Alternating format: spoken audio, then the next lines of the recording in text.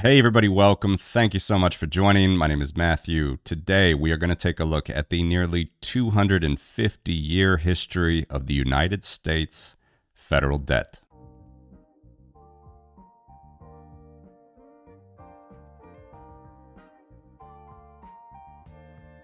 All right. So as I mentioned in the intro, the United States has been around for nearly 250 years. This chart doesn't quite reach back to the founding of 1776, but it's pretty early. 1789, I'm getting this data from the United States Treasury. 1789, you see 0.07 billion, what does that mean? 70 million or so dollars of debt at the start of the 1790s. There was no central bank at this time, I will talk about that. But the United States did have government debt. Why did they have that? Well, that was because of the Revolutionary War. They owed money primarily to France, also to Spain and the Netherlands for supporting them during the Revolution. So the United States did have federal debt from the beginning. Let's zoom out again. I do have this dark green area here, this whale. We'll talk about this in future videos. We're not going to talk about this today. This is the Federal Reserve's portion, what they own of the United States debt. You see here, I have United States federal debt and central bank ownership of government. So for the central bank of the United States that exists today, that is the Federal Reserve, I am tracking how much treasuries they own on their balance sheet. And we'll talk about that more in the future. But today I want to do a little bit of a history lesson, a little bit of just a general look at money and debt. So the federal debt, what is it? Again, the United States calls it the federal debt or total public debt. It's not the entire federal debt. The United States likes to, they created this category some time ago where they removed the liabilities of Social Security, Medicare, and Medicaid from the public debt. They call that untouchable debt or off-balance sheet debt. This is on-balance sheet debt. So we like to play these games in the United States. This does not include the untouchables of Social Security, Medicare, and Medicaid. And you can see as of March 2023, $31.46 trillion, $31,000 billion. 1,000 billion is a trillion. It's a lot of money. It's a lot of money that is accumulated over the entire history of the United States. And what we'll talk about here in future videos, you can see that the Federal Reserve has a large portion of this debt that is issued and outstanding on their balance sheet. Okay, see it growing in the tooltip there, the whale icon there. As of March 2023, the Federal Reserve holds almost $8 trillion in United States government securities on its balance sheet as an asset. Okay, so the United States Treasury's liability is the Federal Reserve's asset. We'll talk more about this, but the point is the Federal Reserve, the central bank, is not the sole holder of United States debt.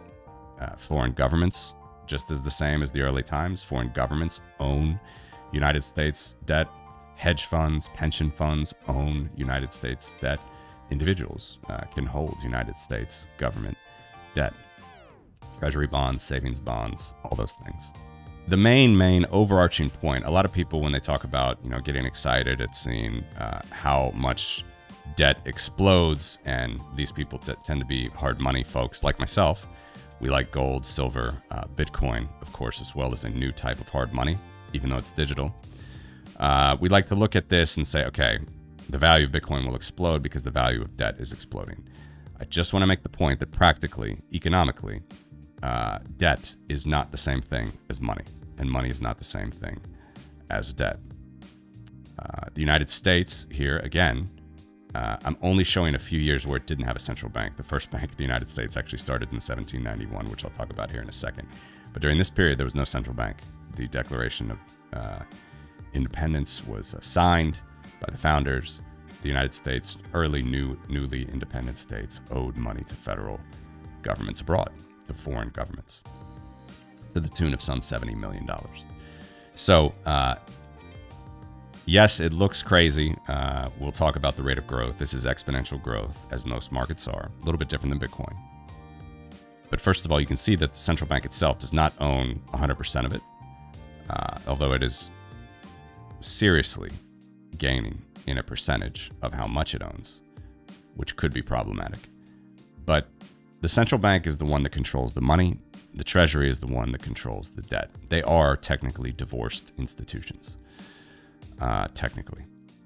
So let's take off the federal debt holdings of the central bank. In this video, I just want to talk about the 1800s. Okay, so let's zoom in here. Here we see the first bank of the United States, 1791 to 1811. So as I alluded to, in the data that I don't have it going back to 1776, but just in these first 2 years, really, there was no central bank. In 1791, the first Bank of the United States was founded. Thomas Jefferson, James Madison, famously against the first central bank, Alexander Hamilton famously for. Jefferson and Madison didn't think that the federal government had any right to do it, said the states should have banking individually, and they lost out in this battle. Washington signed the first bank into law in 1791. So the first central bank of the United States did exist from about here, and it went to here on the timeline here. So you see the federal debt stayed around $80 million at this point, $80 million, and actually started to fall. And by the time the first Bank of the United States was up for charter renewal, it was a 20-year charter, it was not renewed. It was not renewed.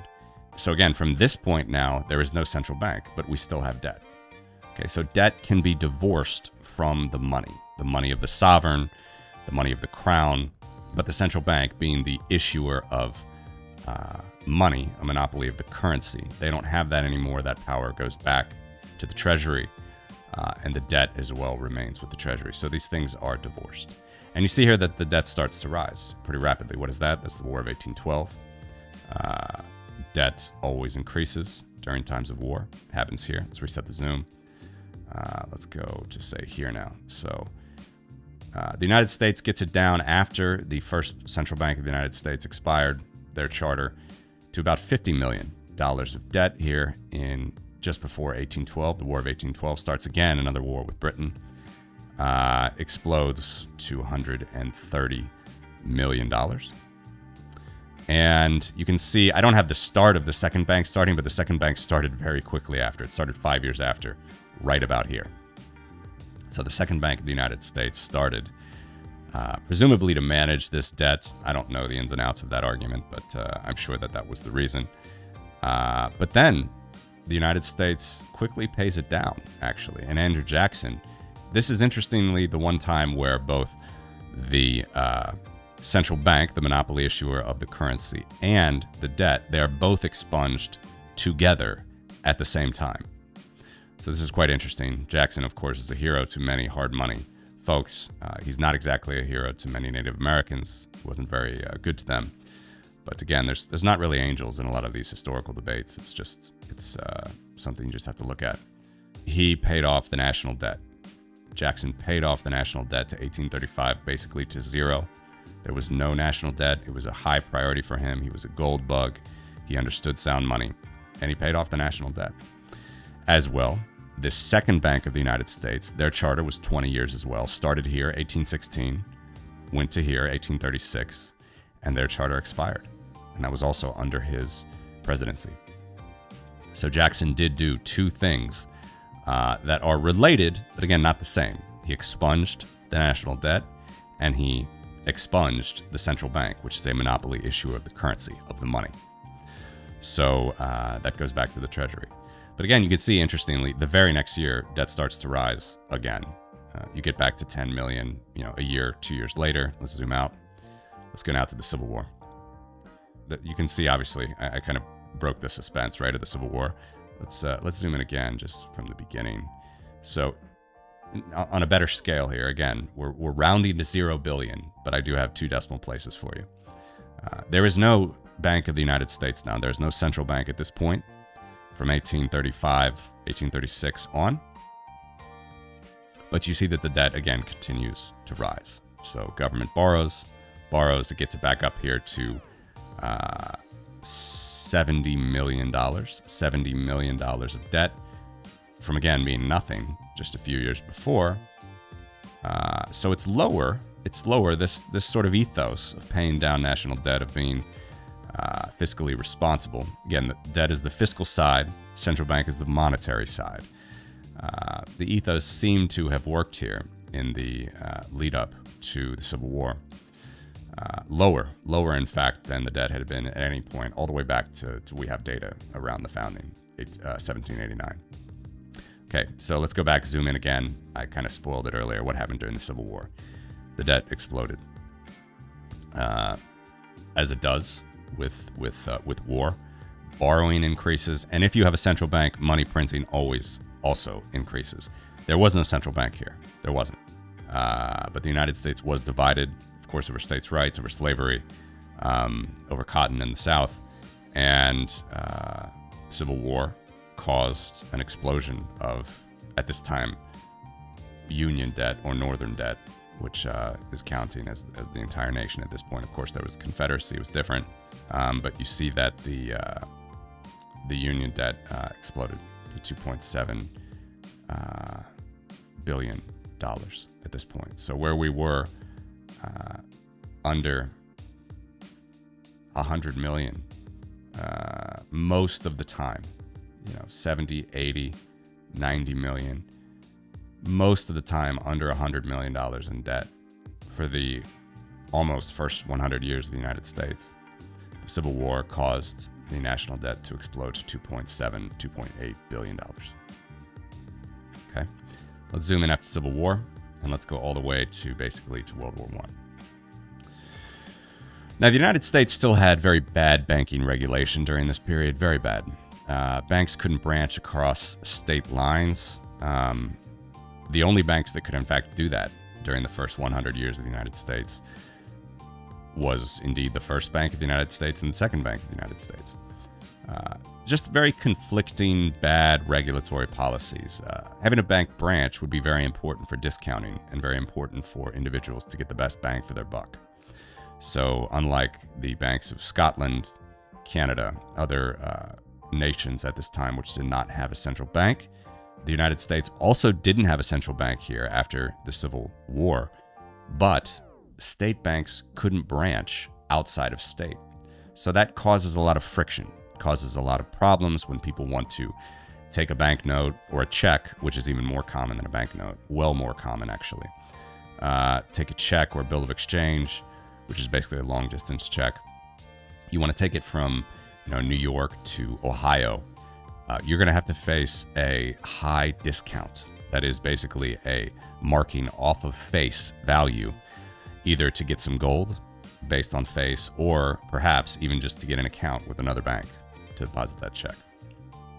So this was a problem for the United States. They did have bad banking, but nonetheless, you see gold was also very important. The Coinage Act of 1873 really ushered in the gold standard era of the United States. And we see that the money, though it certainly doesn't extinguish the debt, but more sound money on a government level keeps debt manageable. Not all the time. At the end of the 1800s here, we're building up to World War I, and nations across the world, by the way, were arming, particularly in Europe, where the war was centered. Nations were trying to be big and powerful and strong, and they were borrowing money, and they were arming. They were spending on militaries. They were arming themselves. The United States was no different, but of course we were geographically different from Europe. The debt did rise. So whereas at the Civil War, it was $2.8 billion peak after the Civil War, it fell down here to 1.5, 1.6 billion. And then by the time World War I occurs, $2.9 billion again, back to Civil War levels. The classical gold standard, which was a worldwide thing, ended around World War I. So really, if you want to talk about the good old days of the gold standard, where international governments are cooperating, everybody sort of realizes that gold is the best monetary metal, that really only happened in this period, from the end of the 1800s worldwide until the start of World War I. But we do see, think about this compared to what I'm going to show you in future videos, and this is going to be it for today. This is a long time period, all right?